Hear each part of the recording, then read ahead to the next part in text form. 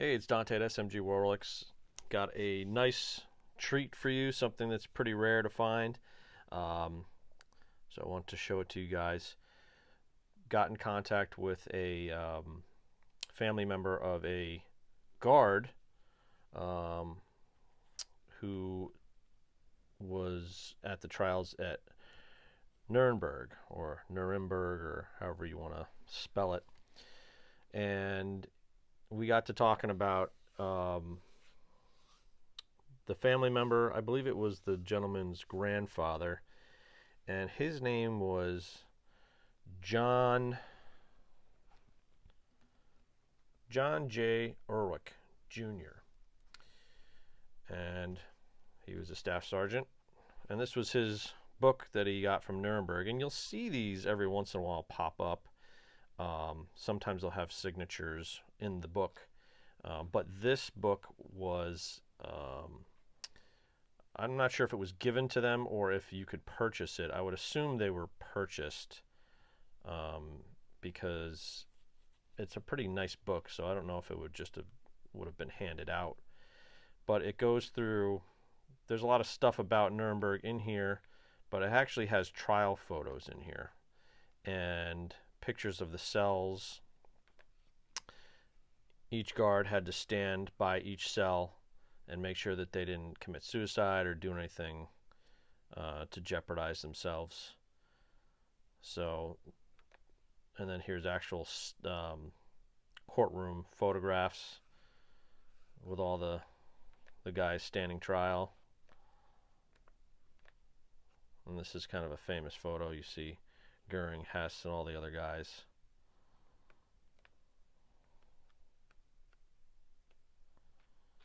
And the big red one was assigned to stand guard at the trials. So he brought this home, which was cool.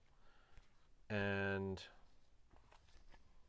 also his signed I'm a Doughboy journal. And he was assigned to basic, looks like, in October of 44. Late October 44. So he would have been a newbie, which is often the case. I've read with a lot of these guys that were assigned guard duty were replacements for the most part, or at least impartial. So then this book he had too, and this is I think this is more rare than the other book. This is kind of a brochure specifically about the trial and what was going on with the trial. It has lists of all the guys that were on trial, and it even has a section where it tells you where everybody was seated, who was where. So here you have all 21 guys that were on trial. Of course, Robert Lay didn't make it because he committed suicide. So this, and that was right before the trial. So this was put out. I don't see Lay in here, so this was probably either a revised one or just the original one, and it was just put out just after the trial started. Because I would assume there would have been another one with Lay listed in here, but he's not listed in here. What's interesting is Fritsch signed his name here and crossed off this section. Now, all these guys, for the most part, from what the guard said, could read and speak very good English, so they probably knew what was written about them in here. And Fritsch didn't want anyone to think that he was admitting to the accusations or any of this stuff that was written in here. So he crossed it off and partially signed his name here, which is pretty cool. Now, floating around inside of this was two different lists. First list goes all the way up to 21, but Hess was the last one on his list, and it was added in a different color ink. So he may not have had Hess originally, and had to go find it or get another guy to get the signature for him. And there's another list here which has all the same guys, but it tells you what they were sentenced. So Goering hanging, Jodl hanging, Ribbentrop hanging, bum, bum, bum, bum, goes all the way down, and it hits every all 21 guys. What I always found interesting is that Shaft, it translates to Shaft, this guy's name, Schacht, he was acquitted. So even though his name is Shaft, he did not get the shaft. Hardy har har. All right, so where are the signatures? So when I first went through the deal, I thought that these were the only signatures that were available in this collection. And they're all on nice little cards. And remember I said that the Hess, that he added Hess down here in blue pen as opposed to this black pen. So if we look at this card here, this is actually paper and it's smaller than all these nice cards here. So indeed, he either got this after he got the other signatures or from another guard. They're all numbered. Well, this one is numbered 7, and then you have 20 through 21 here. So you've only got 6 guys. So I thought that that's all I was getting in this collection. And from what the seller had said was that these guys didn't want to sign a paper with all the other guys on it. I don't know what the truth is to that. I know that finding one piece of paper with all the signatures on it is extremely hard to do. A lot of times they have, you'll see guys with cards like this or individual pads, and then they're all the guys' names are in a pad book or kind of all over the place. These are nice and organized and neat, so this is really nice to find. But these guys, none of these guys got hanging. These guys got lighter sentences. So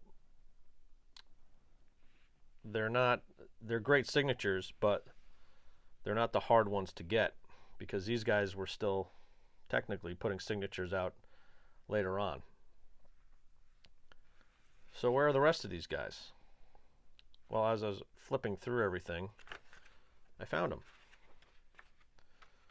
Boom. Here they are. So you've got, and they're numbered as well to go with the cards that the guy made. And you could tell it's the same handwriting as far as the numbers and everything. So this is really well done, and it's pretty cool to have this. So you've got Goering on the top here, which he was such a narcissist, he probably wouldn't have had it any other way. Him being number 1. So Goering at the top, and also the biggest signature. That just shows you the state of mind. Then you had Jodl, Ribbentrop. Number 4 was Keitel. And let's see, we go down to number 5, who was Kaltenbrunner.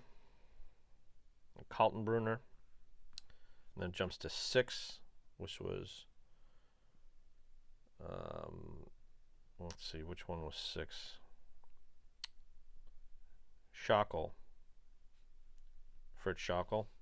7, Chirac.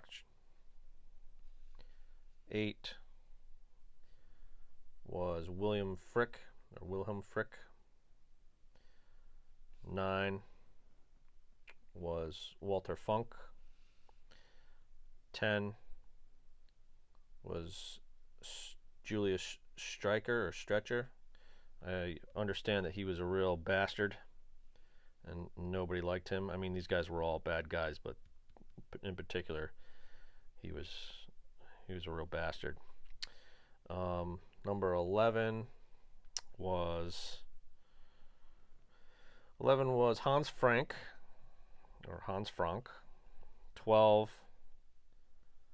was Eric Rader. And Rader got life. Funk got life. Schrock got 20 years. What's interesting, before we go further, was that he got an extra Schrock for some reason. So he got him to sign here and also on a card. So he may have had a bunch of these cards floating around with other guys too. Who knows? He may have said, hey, sign my book and sign my card, and this is all we have left. It's tough to know exactly what happened. And then we have Speer, Albert Speer, of course. His signature is kind of famous because it kind of always slants down like that. 14, Rosenberg, Alfred Rosenberg. This dude here with the funny name, Arthur Seyss in Court.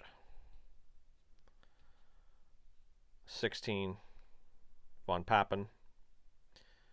And then it bounces over to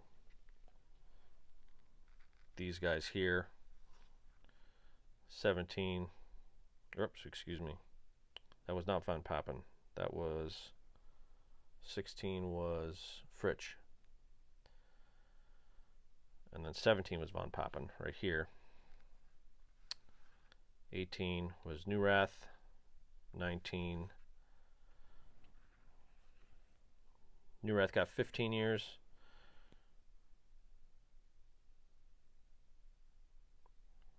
Shocked.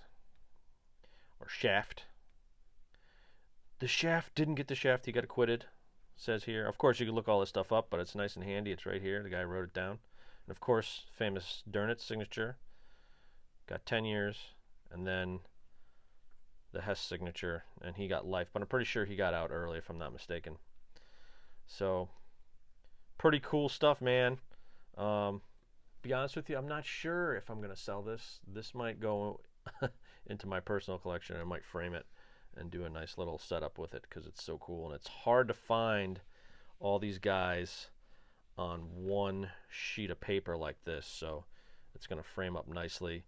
And I just might keep it for myself unless somebody makes me a ridiculous offer, in which case it'll go. But yeah, it's pretty cool. It'll make a nice piece to frame.